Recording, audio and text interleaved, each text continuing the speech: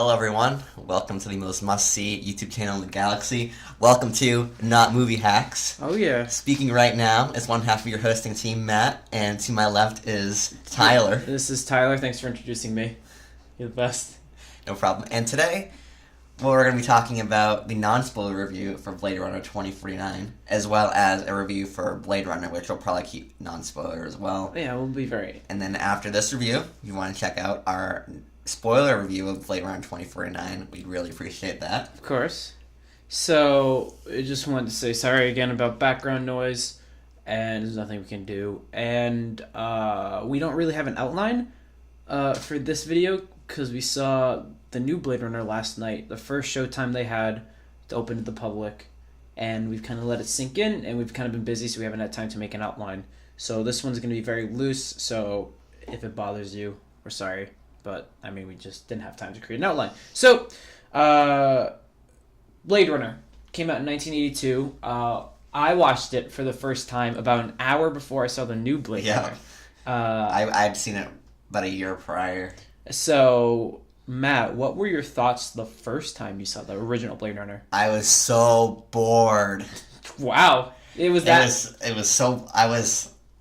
know anything about it. And I thought it was going to be like this action, this Terminator kind of, or Alien style action movie. And it was not that at all. It's slow, and it's a noir. It's a... Noir? Noir. Yeah, noir. Noir. It's like a futuristic noir tale. And I just didn't get it the first time I saw it. But then we saw it again yesterday, and my opinion of it basically did a 360. I love the movie now, and I feel like I've gained an appreciation for both the style and what, like, the philosophical teachings the movie has. So, as I saw, when the opening scroll comes up for the original Blade Runner, you read it and it's like, oh shit, this is gonna be some really big action movie. And we watched it with a few friends, and Matt turned to us and went, "Hey, just so you know, this isn't an action movie in the slightest. I know the same thing seems misleading, but it's not. Just be prepared." So my expectations were set, and I fucking love the Blade Runner movie. It was fantastic in every sense. I can understand why someone who had no idea about it came out in the 80s, the height of like the Arnold Schwarzenegger, Sylvester Stallone action movies, and it's really not that. It's a slow burn, slow paced, kind of, it's a drama-ass masked in a cyberpunk noir setting. Yeah. So we both love the original Blade Runner, even though we saw it. And we waited so long to see this new Blade Runner 2049. I know. Like an hour. Whole hour. Like a whole hour. Got the payoff that we needed. Yeah, it was... 35 years, 1 hour. It's like the same amount of time. So, just... Original Blade Runner, both love. Yeah, we both love it. I'm pretty sure it's a masterpiece of its film now. I mean, looking back, the movie still holds up incredibly well. Yeah, graphics. Considering that, like... These are all, miniatures they're using. This is pre-digital age, so, there's no, CGI or anything. No. And, everything's, so they cleverly make, the setting very dark and rainy, so they can kind of hide some of, their faults and, things that this technology at the time couldn't keep up with. And it works. But it works overall. Yeah, so... we love the original Blade Runner. We love everything it done, everything it did. And everything it did. Everything it done. I hate you. And everything that it helped inspire and all this stuff. So then we go and we sit down in the original Blade Runner, we go sit down in the movie theater to watch Blade Runner 2049, and we knew about the runtime, 2 hours and 44 minutes. We are old farts. We're very, very old. Any movie that starts to extend, I'd say past hour 30, hour 40. We get restless. We get cranky and restless, and unless we're super invested. Unless it's like Wind River, which is an hour 51, which flew by in about 30 minutes. Yeah. We kind of start, we're just like, oh shit, we're going to have to sit in a movie theater for 3 hours because of previews, because there's 30 minutes of previews. And... do you want to start off with non-spoilers for Blade Runner 2049? So the thing about the non-spoiler review is that the trailer really does not give anything away plot-wise. No. And we don't plan on giving anything away either because we want you to experience it unless you watch our spoiler review. Yes. We can watch it after you see this movie. So, other than we could say that the movie is fantastic, you know, like it's well written. Denis Villeneuve knows this world very well, and it just feels like the follow-up to Blade Runner. It doesn't feel like it's made by a new director. Another example came up this year I can compare it to is Ghost in the Shell. So Ghost in the Shell, the live action, feels like a different movie with the Ghost in the Shell skins on it. Like in a video game, like you put a different skin on a character, it's still something like that. It lacked like the style and the tone and the message that the original Ghost in the Shell anime had in 1995. 95? I think it was so. 95 or 96. Something like that. Yeah. This movie, on the other hand, as I just said, feels like it's the sequel, the successor to the original Blade Runner. It feels like Ridley Scott could have directed it, but also in his prime though. Yeah, Ridley in Scott his prime. Let's Not Alien Covenant. Let's restate that. Yeah. But it also has Denis Villeneuve, Roger Deakins term that you will no doubt love from Sicario, Prisoners, Arrival. Did Roger Deakins do Arrival? I'm pretty sure. I'm pretty sure he's done all of. I'm pretty sure he's done all. So I'm in complete agreement.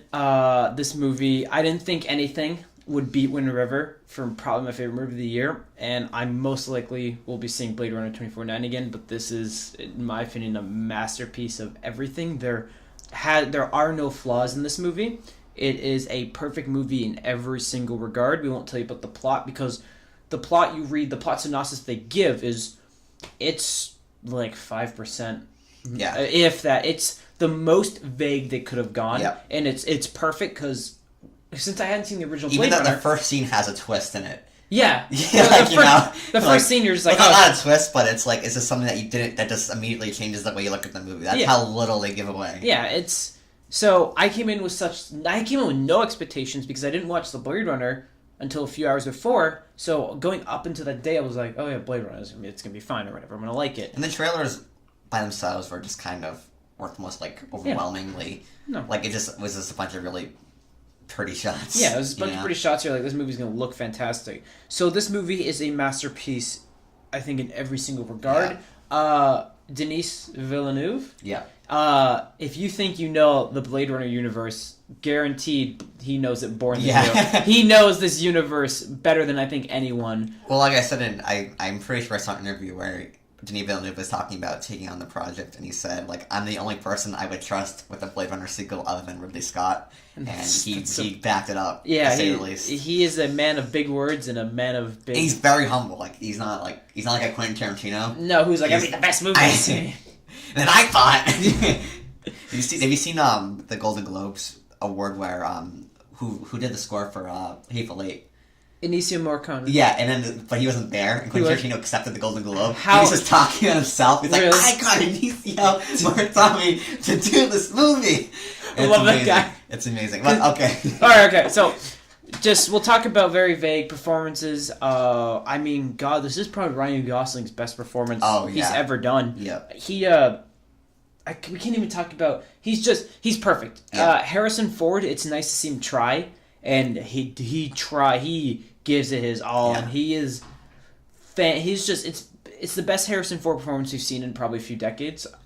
Since maybe, like, Air Force One, maybe? Probably. Is that Get Off My... Get Off My Mind! Yeah, he's a really... Well, did the Fugitive come out after? Did the Fugitive come out after? I don't know, but, like 90s Harrison Ford we haven't seen since... This is now... It's one of his best in decades. He was good in Force Awakens, but he wasn't, like his... You can tell life was coming back in him. Yeah, but, like, in terms of, like, acting multiple... Like having multiple emotions being showed, like, and, like, playing a reserved character, but, like... Because, like, Star Wars is, like... Oh, I'm Han Solo! But, like, he's giving it his all in this movie, and... it shows. The movie pays off. Like, he's one of the best actors ever, and it pays off, and he's on his top of his game.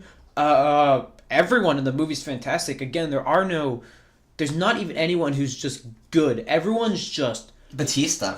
Even Batista, Dave Batista, who... I don't think this... No, okay. he gives a fantastic performance for the stuff he's in. Don't say anything. Yeah, but no one's good. That's one of the things that's Denis Villeneuve. We haven't seen Enemy or Incendies. No, but the movies we have seen, he, like you said it last night, he hasn't even made a good movie. Yeah, he's made masterpiece, fantastic film back to back. And this, I don't know how something could ever top this of his.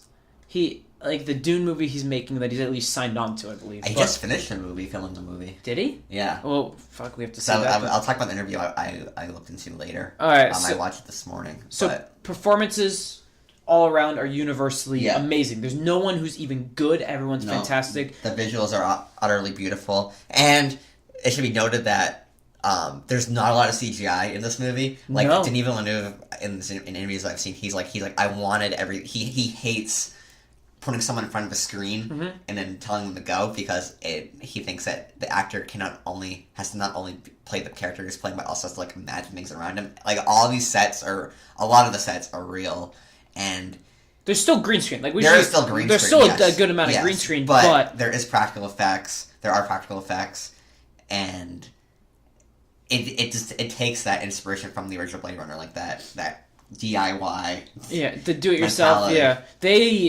I'm really glad Sony, because they're a company that's known for taking control of a project. They basically gave Denis Villeneuve, they're like, here's whatever budget you need, do whatever you want. And I've been like, Ridley Scott was like, it's your movie. Yeah. Don't F it up. Yeah, everyone. It's very surprising because everything goes. It's all perfect.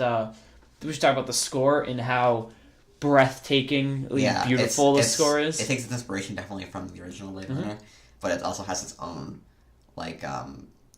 direction to it. I said last night, the original Blade Runner theme is it does the Creed thing where at the end of Creed the Rocky theme comes on for a split second, but it's part of something else. Yeah. So this theme does that. It pays homage to the theme, it pays homage to the respect of it, but still makes its own unique thing, and it's all perfect. Everything is just perfect about this movie. The themes and the characters, we can't get in. There is not a lot we can talk about here. No. That we don't want to spoil, because we knew nothing about it, and that made it the best experience we could possibly imagine. So, I mean, there isn't really much more we can talk about. Our spoiler review is going to be a lot longer than this. We love the original Blade Runner. I loved it the first time. You loved it the second viewing. Blade Runner 2049 is, in my opinion, a masterpiece and probably the best movie of the year. I don't really see what else is coming out that could beat this in terms of emotion. Killing of a Sacred Deer. Yeah. And 3 Billboards. 3 Billboards could. Apparently it's phenomenal. Yeah. Well, that could, that's probably... That's like the number one lookout movie. But this is definitely... I think it's a masterpiece. But I feel like it's stupid, but objectively I think it's the best movie to come out, in terms of directing, character work, editing, visuals. I don't know if it's my favorite movie to come out, from my own personal connections with it, but I do. It's going to be in the top 3. I can almost guarantee that. I don't see how anything else can get rid of it.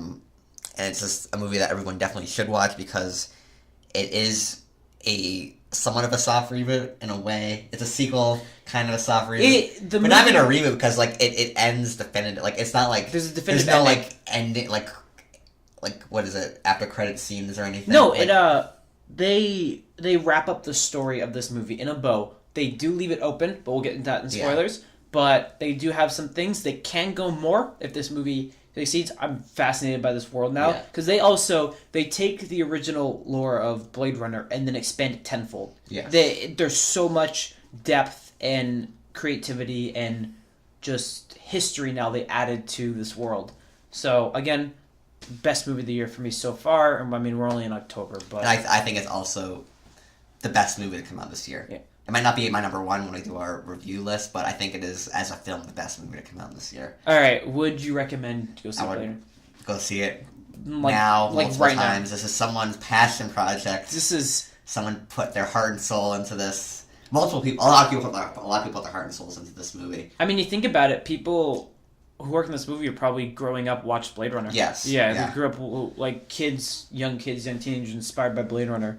So go watch this hopefully will inspire other companies to give these properties, even though like they're based off something else, to directors that have their own style and let them use their style. We have to wait until we see how much money it makes the box office though before we can say that, because I'm saying I want that. Oh yeah, I want it be. Yeah, this should be, if this movie makes a killing, this should be like, look, give directors who have passion projects. Yeah. So, yeah, we recommend it. So we'll get into spoilers now. We're gonna cut this video off now. So thank you guys for watching. If you guys haven't already, please go watch Blade Runner. Yes. And watch Blade Runner 2049. And go watch Blade Runner 2049 too. Yes. And also check out our other videos, because they're on par with quality of those movies. Yep. Yeah, but you put just as much work. Just as much work. Those. And like and subscribe and leave a comment if you have the chance. We appreciate that, because no one's commented, and the first person to comment doesn't get any prizes. But we're like, hey, we like you. But we appreciate it. No, it's just any suggestions for any movies, any suggestions about what we can do or talk about, we appreciate. So, again, thank you guys for listening, and check out our video for spoilers about Blade Runner. Alright, thank you for watching, and goodbye. Bye.